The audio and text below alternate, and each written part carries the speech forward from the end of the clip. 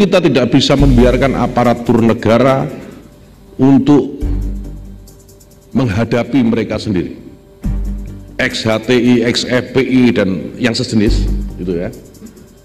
Ya, kita tidak bisa serahkan kepada aparatur negara untuk menghadapinya sendiri. Kita sebagai warga masyarakat, sebagai warga bangsa, ya, sebagai masyarakat civil society, kita memiliki kewajiban yang sama. Apalagi Ansor dan Banser yang mendeklarasikan dirinya sebagai garda terdepan atas pertahanan NKRI. Artinya yang dibubarkan itu, yang dilarang itu sebenarnya dalam SKB 6 Menteri itu adalah penggunaan logo atribut dalam setiap kegiatan.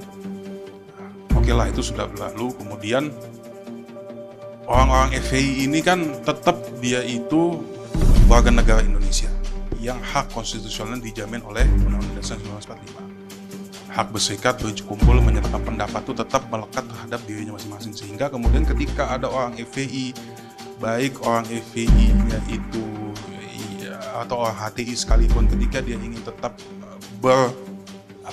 berserikat, berkumpul, menyatakan pendapat, itu haknya dia yang dijamin konstitusi selama kemudian kegiatannya tidak melanggar hukum sebagaimana putusan Mahkamah Konstitusi nomor 82 tahun 2013. Saya secara pribadi tidak terlalu suka dengan narasi-narasi yang kemudian membuat orang itu terkesan bermusuhan.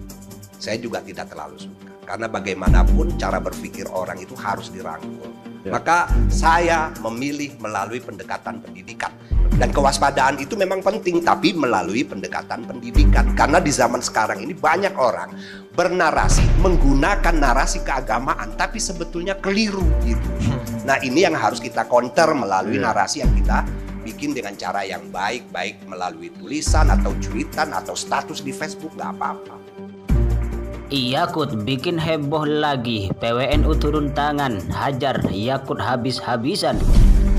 Wakil Khatib Suriah Pengurus Wilayah Nahdlatul Ulama DKI Jakarta Taufik Damas membantah habis-habisan pernyataan Menteri Agama Yakut Khalil Qomas yang mengatakan saat ini simpatisan Front Pembela Islam dan Hizbut Tahrir Indonesia masih terus bergerak di bawah tanah dengan mengusung ideologi yang berbahaya. Taufik Damas menegaskan FPI dan HTI adalah dua organisasi yang berbeda. Kendati sama-sama dibubarkan pemerintah, namun menurutnya FPI bukan kelompok yang berbahaya macam HTI. Kelompok pimpinan Habib Rizik Syihab itu terbukti taat terhadap NKRI dan Pancasila. Yang diwaspadai dan bertentangan ideologinya dengan Pancasila dan NKRI jelas HTI, bukan FPI. Kalau FPI itu tidak berbahaya, karena yang kita dengar FPI itu setia pada negara Kesatuan Republik Indonesia. Katanya dalam diskusi bertajuk benarkah FPI dan HTI masih bergerak di bawah tanah pada Rabu 6 April 2022. FPI, kata Taufik Damas, memang punya cara dakwah yang berbeda. Mereka cenderung keras, tetapi bukan berarti mereka kelompok radikal.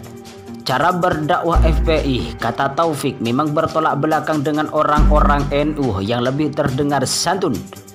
Taufik juga memahami apa yang dikhawatirkan dari pernyataan Yakut terkait ideologi HTI, yakni khilafah.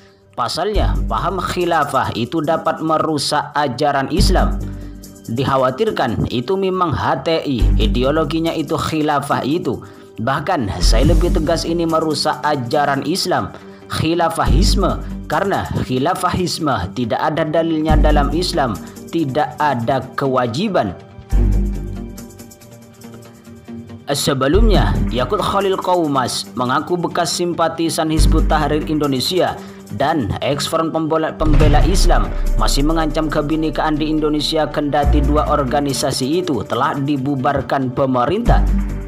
Yakut mengklaim walau secara resmi bekas anggota kedua organisasi itu sudah tidak lagi diakui negara, tetapi mereka masih terus bergerak untuk mewujudkan ideologi mereka yang bertentangan dasar negara ini. Meskipun kita mampu membubarkan HTI dan FPI bersama pemerintah, tetapi mereka masih bergelindah di bawah tanah, masih bergerak dengan cara mereka. Kata Yakut dalam siaran YouTube GP Ansor ketika memberikan sambutan di Kalimantan Selatan pada Kamis 31 Maret 2022. Untuk menghalau ideologi berbahaya yang diusung FPI dan HTI, kata Yakut, pemerintah tidak bisa bergerak sendiri. Melawan sekelompok mengancam Pancasila adalah tugas seluruh warga negara. Untuk itu, dia meminta kepada GP Ansor Banser untuk menjadi garda terdepan melawan kelompok ex-FPI dan HTI itu. Ini pekerjaan-pekerjaan semua nih, ini tolong dipikirkan.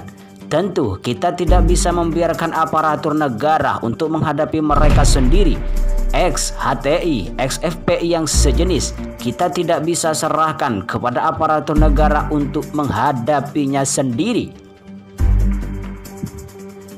Di lain itu, Front Persaudaraan Islam mendesak Presiden Jokowi segera mengevaluasi Menteri Agama Yakut Khalil Qoumas lantaran orang nomor 1 di Kementerian Agama itu disebut-sebut kerap membuat kontroversi yang dapat mengganggu kerukunan umat beragama di Indonesia.